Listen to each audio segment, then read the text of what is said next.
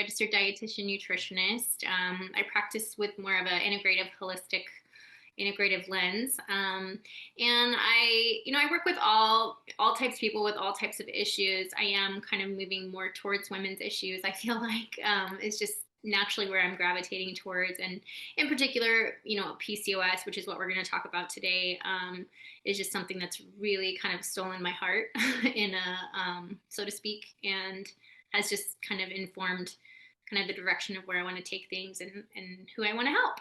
So how'd you get into more of the women's health part of that? What got you interested in that?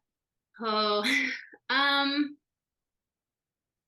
mean, obviously being a woman myself, I think, and I don't know if either of you have had this experience.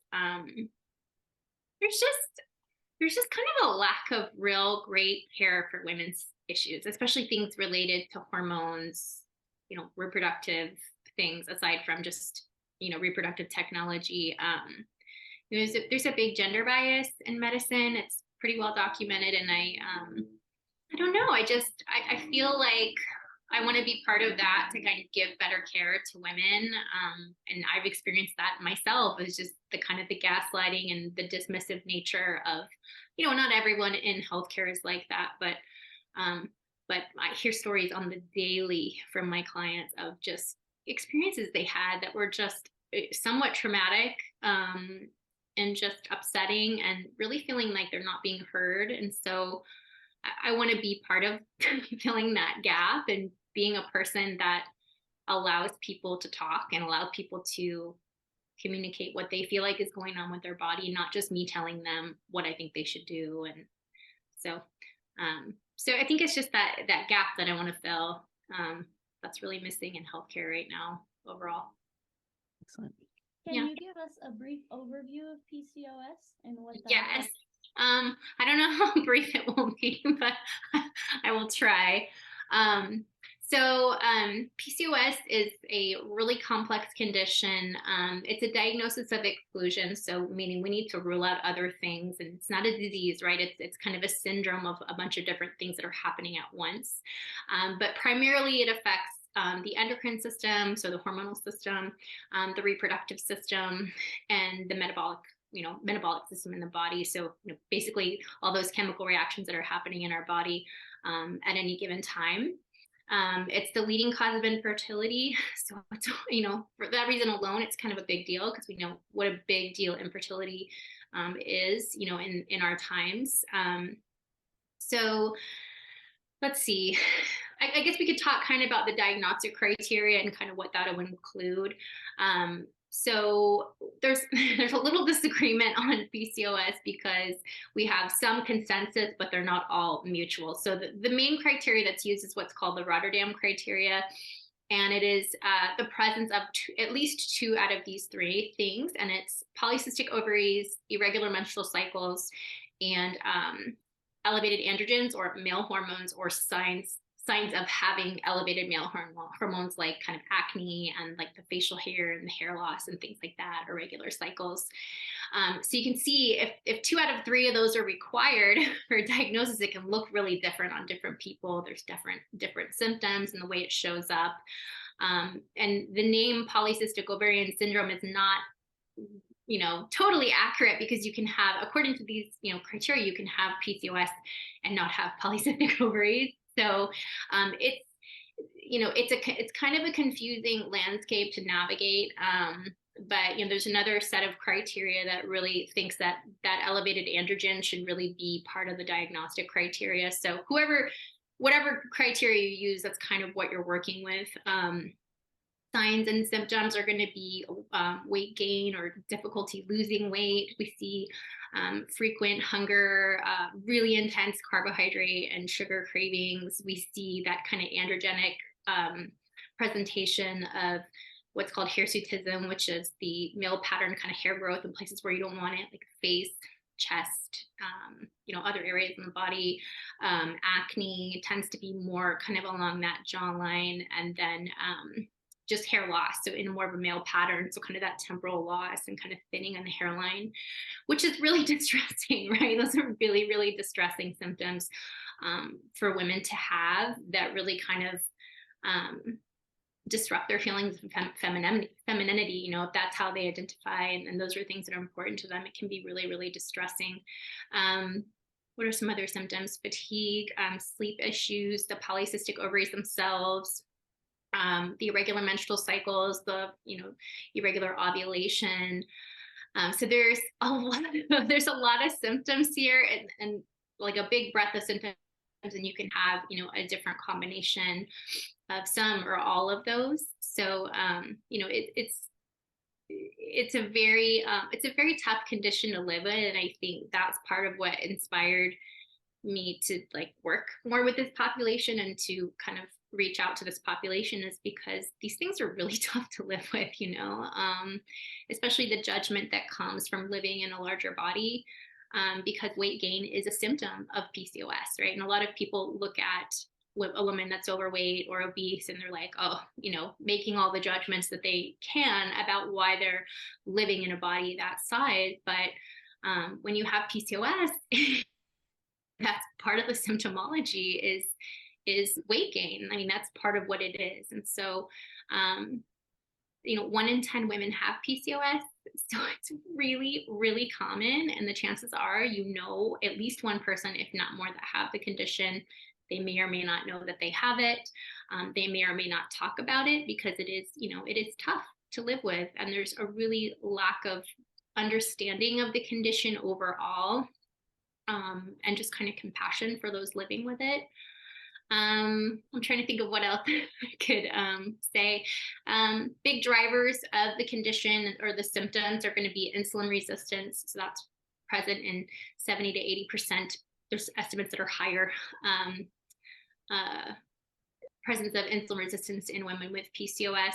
And the connection there is that, so to be short with insulin resistance, basically insulin is needed to get glucose into your cells. So when you're insulin resistant, your cells aren't responding as well to glucose's signal or to insulin signal. So your pancreas just keeps making more and more insulin in order to get that job done. So what should require 1 insulin takes 10, like to just put it in really basic terms. And that insulin goes to the ovaries and stimulates the ovaries to overproduce testosterone, which leads to, you know, a big part of the symptomology. So insulin resistance is a big thing. Low-grade inflammation is part of the symptom, and hormonal imbalances. And then these 3 things are just affecting each other in a really vicious cycle, which, you know, makes it hard to kind of interject and intervene. Endocrine disrupting chemicals are also part of that kind of milieu and interference there. And there's some research about changes in the gut microbiome as potentially being part of the pathogenesis of the condition itself. So that's not as clearly defined yet, but you know, we know that the gut's really, really important overall for health. So that's not really surprising. That was a lot of awesome information. And I know that PCOS, where not a lot of people know what that means, or maybe don't know all that entails. How do people usually know to come see you? Do they usually seek you out for help with fertility or weight loss, or is it because of the diagnosis? Usually when people are coming to me, is they already know they have it. I have caught it in some people that have just come to me for other issues, and I've been like, I think you need to get evaluated, just based on kind of I do a really detailed symptom questionnaire. But usually, you know, usually the doctor should kind of see some of those signs and symptoms, and that would warrant further investigation. But I see a lot of delayed diagnosis. I see, you know, 10 years going by, women getting passed from doctor to doctor before they're actually, you know, their symptoms, irregular cycles, and all those things are, you know, kind of the puzzle pieces put together. I'm like, oh, you have PCOS. So I'm really kind of further down the line there, and people, you know, they're on their medications they're not getting relief, they're not getting any guidance, they're getting really bad nutrition advice from the internet, and even potentially from other practitioners and physicians. I've gotten some really harmful nutrition advice. And so I think they're just looking for someone to kind of just simplify things, because we get, you know, this information overload being on the internet anytime we have any kind of thing wrong with our health, right? We all go to the internet and we Google it. And so So they're usually coming to me to help them because they understand and they know that nutrition is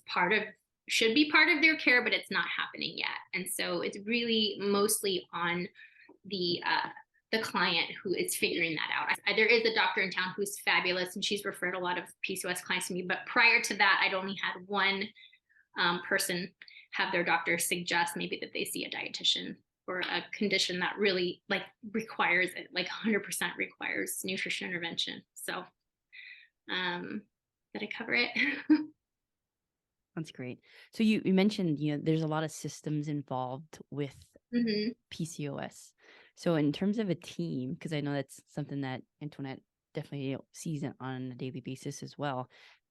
Who goes into the team? Like how do you kind of identify what those things are for all those things that you mentioned, right? You have insulin resistance, you think about an endocrinologist, right? And then you have, your OB-GYN, and then, you have nutrition. So if you were to think about like, what's the ideal way to battle this as a team? Like who would be on the team? Well, definitely, everyone I think should have a general practitioner that can kind of help refer out, but definitely a good OB-GYN who's very well educated on PCOS. And I just say that because there's some that aren't. I mean, like there just are. It's like research changes all the time and what we know about the condition.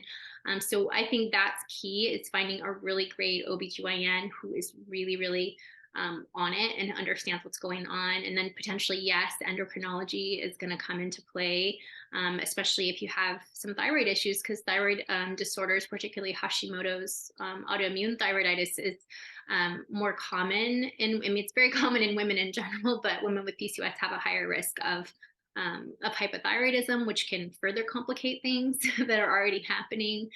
So definitely endocrinology.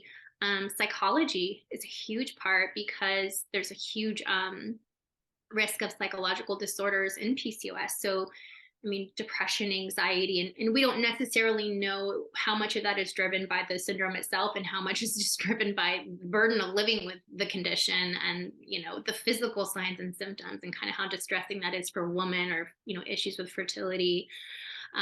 Lots of psychosexual dysfunctions, so just decreased sexual dissatisfaction, because of their self-esteem and the kind of the way they see their bodies. Eating disorders are more common in women with PCOS, particularly binge eating disorders. So definitely psychological, like the right kind of psychological practitioners to kind of handle those things is definitely something that I find most women have to kind of seek out because none of this stuff is being screened for routinely. The eating disorder screening is not happening. The thyroid disorder screening is not always happening. I'm actually really trying to make all my patients go to their doctors and kind of get screened for thyroid conditions just because they are so common. Potentially like sleep,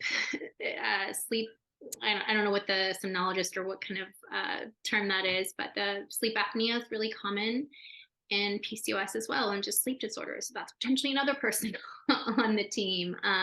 But I definitely think, and obviously I'm biased, but in the literature, article after article, it's nutrition and lifestyle should be the first thing that's implemented. It should be the major, part of PCOS care, and it's not happening. It's just not. It's not trickling down into actual practice. And so I feel like absolutely, like a dietitian, particularly someone who understands the condition really well, is perfectly positioned to spend that time with a person, because we know how the medical system functions now. A doctor has 12 minutes to get, assess you, diagnose you, and treat you. And I don't feel that that's enough time to really kind of grasp the full breadth of what's going on with a person and really give a meaningful intervention. But, my first consultation with someone is 90 minutes. And I do that on purpose because I want to know everything. I want to walk through your health history, your nutrition history, your relationship with food, which is another huge part of things. And then I have the benefit of that time that I can say,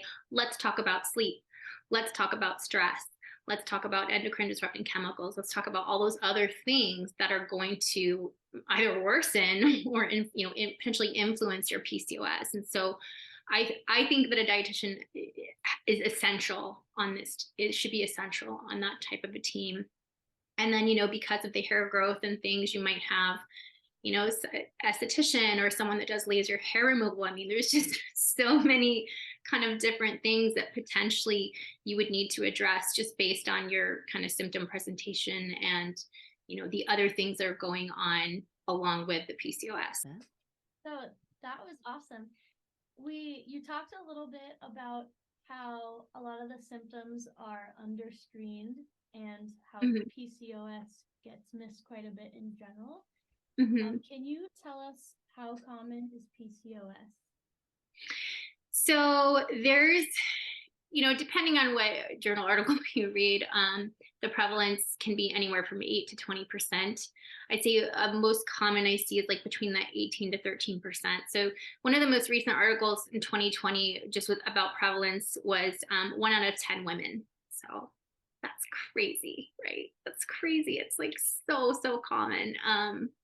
And then just kind of knowing the fertility issues that we're having and that being the leading cause of fertility, it's like, why are we not throwing more resources and things at this so that we can help these women? And one of the other things I kind of wanted to mention, and you might get to this question later, but one of the big misconceptions about PCOS that drives me up the wall is that, you know, everyone talks about it as if it's a disorder of reproductive years. Like I hear that all the time. People say it's a hormonal condition of reproductive years. It's not. It's lifelong. So even if you're postmenopausal, you still have PCOS. And why that's important is because with PCOS and kind of this insulin resistance and inflammation and kind of this whole cardiometabolic kind of milieu, women with PCOS are going to have a higher risk of cardiometabolic disorders for the rest of their life. So, you know, if they don't intervene, they're going to get diabetes potentially sooner than someone without PCOS, right? Because insulin resistance is the first kind of step on the diabetes continuum. And that's something that just is totally missed in this population, is they carry such a high risk for other things. So non-alcoholic fatty liver disease, or it's called metabolic associated fatty liver disease now, I think as of like a few months ago, hypertension, atherosclerosis, dyslipidemia. I mean, so these are important, right? Like, these are the things that kill people. This is the things that kill the diseases that kill Americans. And so with PCOS, women with PCOS, we have to be super proactive. We have to run those labs in their 20s and kind of see gauge what their risks look like and figure out how we're going to intervene. Is that going to be, you know, nutrition and lifestyle? Is it going to require some pharmaceutical management, like supplements? Like what is going to mitigate that risk for the lifespan? Because what it comes down to ultimately, and my goal is, I want every person I work with to have the best quality of life along with the longest life, right? And I think what I see is, like, in our culture is just like, let's live as long as possible. But I mean, you guys know, like, people live a long time and they are so sick. And so with this population in particular, prevention is so important. Being proactive is so important. Casting a wide net with labs is really important to kind of understand where these women fall on the risk spectrum. So anyway, I wanted to mention that because I would be really upset if I like finished this and didn't say anything about that, because I think it's something that needs to be talked about more.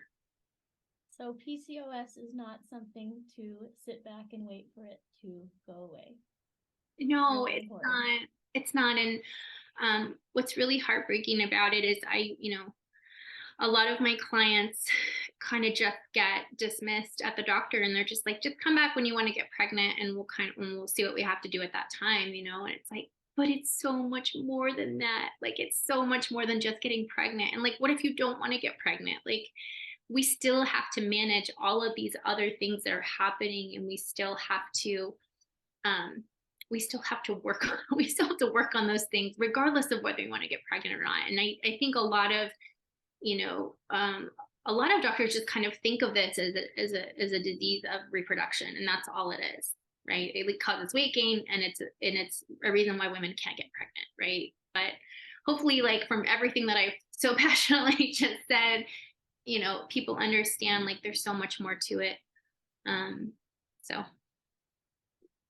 I know this is probably going to be a general question, and it always depends on the individual, but are there, you know, first places where, you know, if someone just recently got diagnosed, what's their first place to start in terms of like, okay, these are maybe foods I shouldn't avoid, or like, again, I know it can be very challenging because you don't have the individual in front of you, and it really depends on all the things that you mentioned, right? Their sleep, their stress, their medical history, their likes and relationships with food. I Oh my know, gosh, all of like that. with all that, right? Which is a super loaded question, but No, it's just like, where can like people start? Like, where's a place when recently diagnosed, where do people start?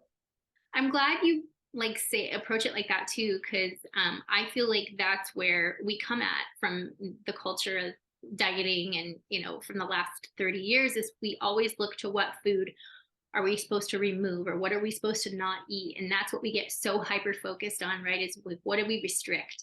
What kind of diet do we do? What kind of short-term rigidity do we adhere to fix all of our problems? And it's just such a like a pattern that I see. And so women go to the internet, right? And they're like, what are the best, or what are the top 3 foods I should avoid with PCOS? Like, I can search that Google term and see how many people search it. Like, it's insane, and that's just that's just kind of like a cultural thing with us. But I like to focus on, like, what are we adding to the plate, like, versus what are we taking away? Because no one can sustain a diet long term. And this is a lifelong condition. So we have to start slow, and we have to just start with those kind of foundational concepts. So just to kind of speak to what you were saying of just like, what should people avoid? You're right. It is super personal. But I like people to think of it in terms of, what am I adding? Because that is such a more positive place to come from, right? It's like, what am I putting on my plate? Because that's abundance, right? And it's not restriction. It's not taking things away, which we know mentally is just, humans don't do well when we restrict things, right? You tell my 4-year-old not to press the elevator button, just go and press the elevator button, right? But I would 100%, I think that every person with PCOS, after they get a diagnosis, should first of all make sure that they're with a good doctor.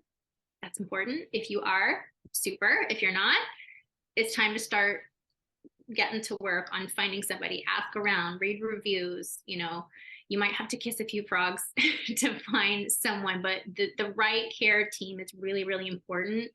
And then I would find a dietitian who can kind of address all of the things that you just said, is like, take all the information that we know about PCOS and distill it down into the individual, because not all of it's going to apply to one person. And that can depend on a lot of different things, like what the origin of their PCOS or what their drivers are, but also kind of what you said, like, what foods do they like? Do they have good access to food? Like, do they know how to cook? What kind of time are we working with? So what I do with one person with PCOS will be completely different than where I start with another person, because everybody's coming in at a different entry point, right? Some people, we're just trying to get them to just eat a piece of protein and a vegetable, right? And other people were a little further down that road and a little more advanced in what we're able to do. But I think a big sign of someone, a good practitioner, is someone that's going to meet you where you are, because nutrition change can be hard, right? And so can lifestyle change, because our culture and the way we live is not very conducive to those positive changes always. So you want to make sure you're working with someone who is giving you sustainable changes that you can maintain. I'm never putting someone on a diet ever, like, unless it's like therapeutic for epilepsy or something. But when it comes to PCOS, it's like, I would rather see somebody make 2 small changes that they feel really good about, and they're like super, like, empowers them and kind of gets them excited, than them trying to say, I'm never going to eat a carb or a sugar again. That's not going to go well. First of all, you're going to, you failed, and then you're going to swing on the pendulum, back the other direction until you decide to restrict and diet again. And so I don't know. I just think sustainability is the name of the game when it comes to PCOS management, because what you're able to sustain right now will look so different than what you're able to sustain, a year from now, right? And probably for you guys the same. Like, if you evaluate your eating patterns maybe 2 years ago, like, they might look pretty different than they did like 2 months ago, and same for me too. It's just change. Meaningful change happens slowly and gradually. And I know that's not sexy for most people. We want it now, and that's just how we are. I'm the same way. Like, I want it now. I want the results, but for this condition, you have to think long game. You're playing long game. I love it. So, speaking of just like your overall practice, or, maybe specifically with PCOS, what's something that you wish more people knew about PCOS? I guess the two things I mentioned, I'll just kind of brush or kind of go over quickly, is just that it's more than a condition of the reproductive years. It's like we need to be taking care of these women through their lifespan, and we need to be managing their entire disease risk, especially that cardiometabolic risk, because it's going to affect them greater, especially if they do kind of have a certain types of PCOS. So those are important. But I mean, there's kind of like I was going through all of the systems of the body that PCOS can affect. Like it's pretty much everything, right? Like there's really like it affects the skin, it affects the gut. I mean, it can affect everything. So it's not just a reproductive condition. Another thing I see is a lot of blame on women for having the condition. Kind of speaking to like the body size kind of thing I mentioned earlier, is that women have the condition because they're overweight, or women have the condition because they eat too many carbohydrates, or they eat too much sugar, or they're inactive. And certainly nutrition and lifestyle play a role in the expression of the disease, or not the disease, but the syndrome. But it's never someone's fault for having PCOS. Like you didn't cause yourself to have PCOS. And that's something that interesting. There's a really well-known kind of integrative functional medicine doctor who has like 2 million followers. And I actually I respected him for the most part. I don't agree with everything he says, right? But he went on Instagram like 2 months ago and was talking about how basically, the PCOS is the condition of eating too many carbohydrates. And it was just like, oh my God, like you're saying this to 2 million people. And this is already what people think. So, women come to me and they carry a lot of shame, and they carry a lot of, self-esteem issues because they have this condition, and because they're not happy with the way their body looks. And people need to have compassion for this condition, because it is a very, very difficult road to walk. I'd say the other thing I see a lot that kind of bugs me is the PCOS types. So you'll see like on different websites, like, what's your PCOS type? Do you have insulin resistant PCOS? Do you have thyroid PCOS or post-pill PCOS? And like nowhere in the medical literature do they ever divide PCOS into these neat little silos of you have this one or that one, right? Because inflammation or insulin resistance itself is a state of inflammation. So if you have insulin resistance, we know you've got some degree of inflammation. PCOS itself is just a condition of low-grade inflammation. And thyroid PCOS is not even a thing. It's not caused by thyroid dysfunction. It's worsened by thyroid issues, but it's not caused by that. And then I see a lot about post-pill PCOS. So when you come off the birth control pill, that's what induces your PCOS or causes it, which I like, that's just bananas. I don't know how, I've tried to research it to see if I could find anything in the literature, but I just can't. It can definitely, coming off the birth control pill, your hormones can kind of rebound, and it can make things worse, but it's not PCOS unless it is PCOS. And then, it's not the birth control that caused it. It's the PCOS that caused it. So those are some things I see. Kind of the true PCOS phenotypes, or kind of the presentation. There's 4 different presentations, and the first one is like all 3 of those criteria. So polycystic ovaries, clinical signs of androgens, and irregular menstrual cycles, and then the rest are just kind of variations of that. And the more classic insulin resistant driven, like the type, that's phenotype A and B, which have the androgens and the insulin resistance and all that. Those are the ones that have a higher cardiometabolic risk of kind of disease over the lifespan. So the PCOS types, like, don't even waste your time. Don't even waste your time with that. It's just like it oversimplifies this, and it's not that simple. So we learned a lot about PCOS today, which was awesome. What other women's health type of issues do you treat as an RD? I have to be careful because we don't necessarily treat. We can't use that terminology. But just so I'm within the scope of my practice. But I work with a lot of thyroid, very common. Hashimoto's is very, very common. Gut issues. I work with a lot of just gut symptoms. I see a lot of women kind of after they've already done the whole, colonoscopy, endoscopies, kind of all that screening, and they still are having bloating and, constipation and issues like that. A lot of women with metabolic syndrome, so kind of on that cardiometabolic spectrum of moving towards heart disease and diabetes. So trying to kind of put a wrench in that and kind of redirect things. Let's see. Diabetes itself, women who are a little more progressed into that condition. A lot of women I work with, they want an assessment of their dietary intake, and they want someone, because of that information overload that I was talking about, it's like they're looking for someone to really look at them as an individual and distill all of that information down into something that is personalized to them for what's going on with them and their symptoms, but also something that works for them, right?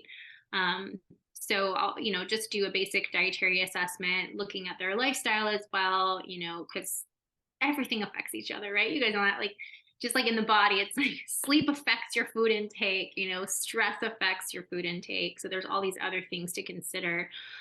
Even when we're just looking at nutrition, it's like everything's connected, and just kind of like you guys see, I'm sure, in the body, physically.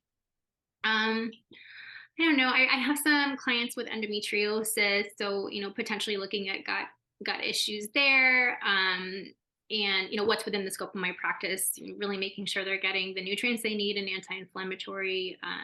Anti-inflammatory diet is obviously really, really important. Blood sugar is just kind of central to like all of this. Is like everyone's blood sugar is all over the place. Most people are walking around with insulin resistance, even if they don't have PCOS.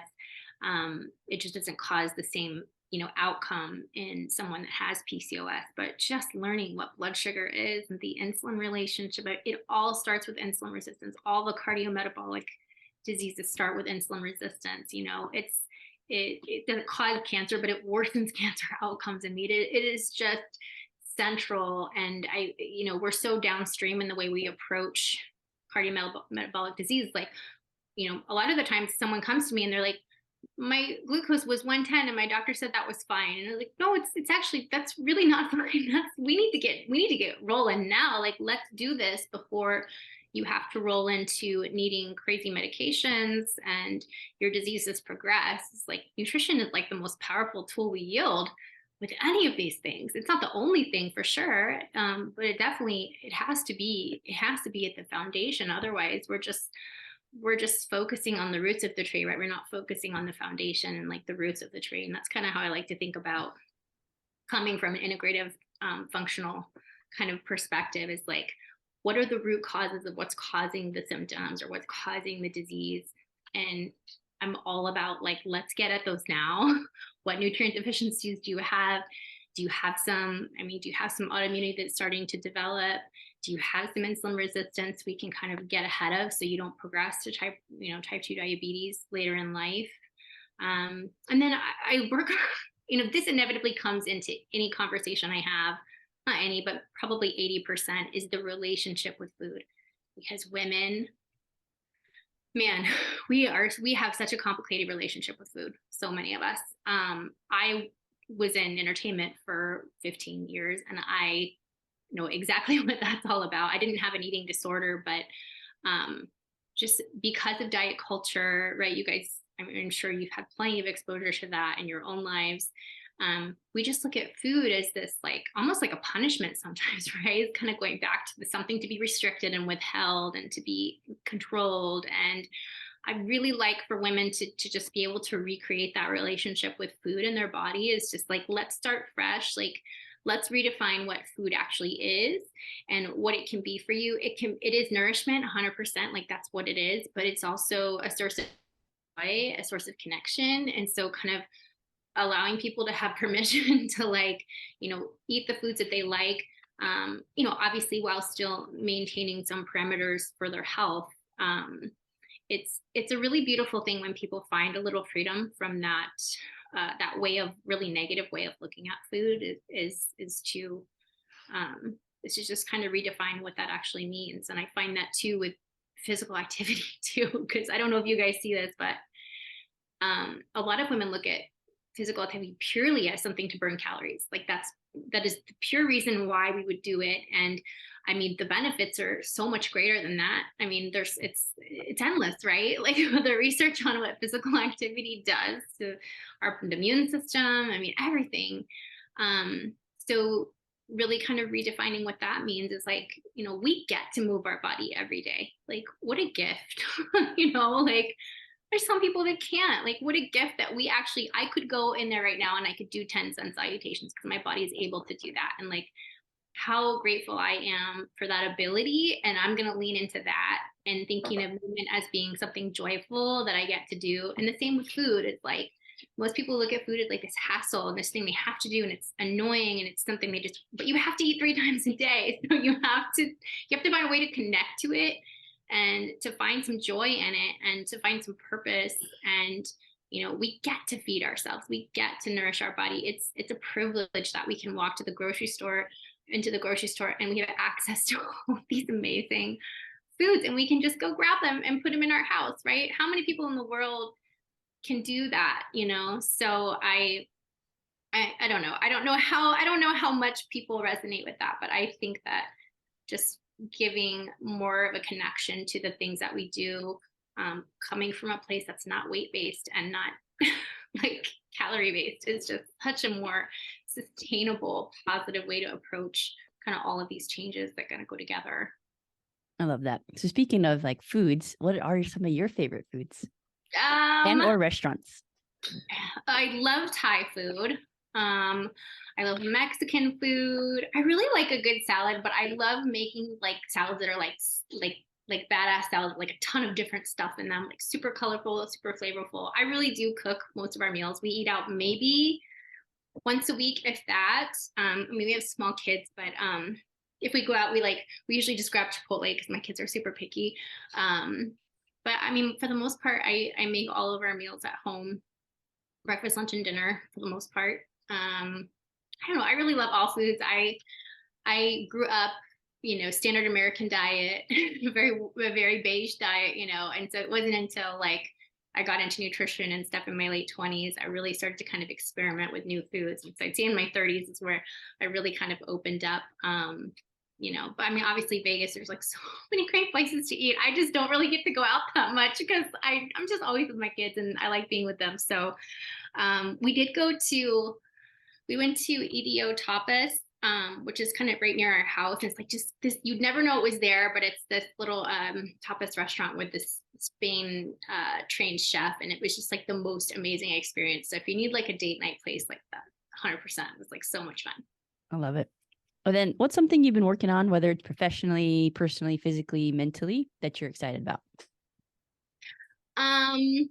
Professionally, I'm super excited, but also just, I don't know how to, I guess not frustrated, but I'm putting together a online course for PCOS because I can't work with people in other states unless I'm licensed. And I am licensed in a couple other states, but other countries. And so I'm trying to create an online course that really makes the breadth of PCOS information accessible to more people because it needs to get out there. And so a lot of people can't afford private, you know, consultations and things like that. So I'm trying to create a program that really helps to address all of the things about PCOS and people can kind of matriculate through at their own pace. And I've been working on it for, about a year now. So it's like, when am I going to finish it? But, you know, my kids are my priority and my patients that I'm seeing, you know, that are in my practice. And so just slowly trying to kind of get through that, but we'll get there. And I'll be really excited, and you guys will be the first to know when I finally like release that out into the world. So that's awesome. Yeah. Exciting. Yeah. What is one thing you would like to leave the listeners with? So for the women that have PCOS, and I guess just women in general, I mean, people in general, but I just find this really relevant with women that I work with, is you have got to advocate for yourself. Like, ain't nobody going to advocate for you. You have to be the one to do it. Ask questions. If it's uncomfortable, get comfortable with being uncomfortable. Ask for labs you think you might need, or, you know, ask questions. Be part of the conversation. So many practitioner-patient relationships are one-sided. And I totally believe that relationship needs to be 100% collaborative. You need to be heard. You need to be able to say the things that you're experiencing in your body, in your lived experience. Making sure you find that practitioner who is all those things and can do all those things for you. I know that's easier said than done, but it's so, so important. Don't be scared. Don't be scared to ask for what you need. I think another thing is to make sure you're with someone who's open. So stay open, stay curious. Like as a practitioner, we should always be staying open and staying curious, because research changes, right, quickly. New things come about quickly. And if you get trained in 1989, right, the information we know about PCOS is quite different now. So just stay open, stay curious as a practitioner, and as the patient, if someone shoots you down when you bring up, omega-3 fatty acids for whatever PCOS, it's probably not a good fit. You want somebody who's going to be like, you know what, let me take a look at that evidence and I'll get back to you on it. Like, that's a great response. And here's like what I've been telling people lately is, anybody who's living with like a complex, like a chronic condition, a great question to ask I don't know, waving my lip gloss at you, is what are your goals for my care? Right? Like that really puts a person on the spot. Like, what are your goals? Like someone who has PCOS and you ask your doctor, what are your goals for my care? Like, what is your objective here? And see what they have to say. It can tell you a lot. It can tell you a lot about their character, first of all, and what they know about the condition. So those are things I want people with the condition to leave with, is just to really, really always be your best friend and advocate for yourself, and don't be afraid to use your voice. And for those that don't have the condition and maybe are just learning about it for the first time, or maybe someone that has it, is just operate from a place of compassion, because it is not easy to walk in their shoes. It's a tough road to walk, and there's a lot of things that these women have to deal with, and the last thing they need is judgment from people who don't understand the condition. So if you know somebody with the condition, ask them about it. What's your experience? What's been your experience with PCOS? How could I support you? Like, what's been the most frustrating thing about having it? Like, let them talk, like let them express. And some people won't want to talk about it, and that's fine.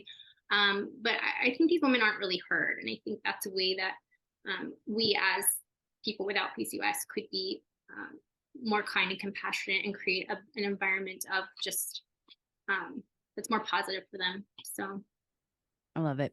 And Tara, how can people find you? They can find my general nutrition practice is neatnutrition.com. So you can go there. You can schedule like a quick chat with me if you're interested in working with me. And I'm not really active on that Instagram account anymore. And then I have a separate website for PCOS. It's PCOSProRD.com. And it talks more about kind of my services along the PCOS spectrum. And then I have an Instagram. It's pcos.pro.dietitian. And that's where, follow me there. That's where I share a ton of great, like, free information and tips and really helpful things about PCOS. And that's pretty much it. Great. And we'll have all those in the show notes as well. Cool. Thanks. Excellent. Well, thank you so much for jumping on. It was so fun learning about your passion and also just the basics of PCOS. Again, it's not super common information, and I think it's just great that you're spreading a great message, and we're super excited to see your course coming out. So and that comes to share it with our audience, because just more people need to hear about what people are struggling with. Yeah, for sure. Thank you so much. This was so fun.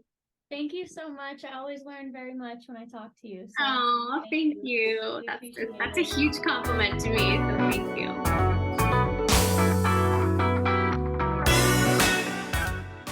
We'd like to thank you for listening to La Vida Las Vegas podcast. We hope you enjoyed the time with our guests as much as we did. It would help us out so much if you could share, subscribe, or review our podcast, or any combination of the three. Thanks again, and remember to take care of yourself.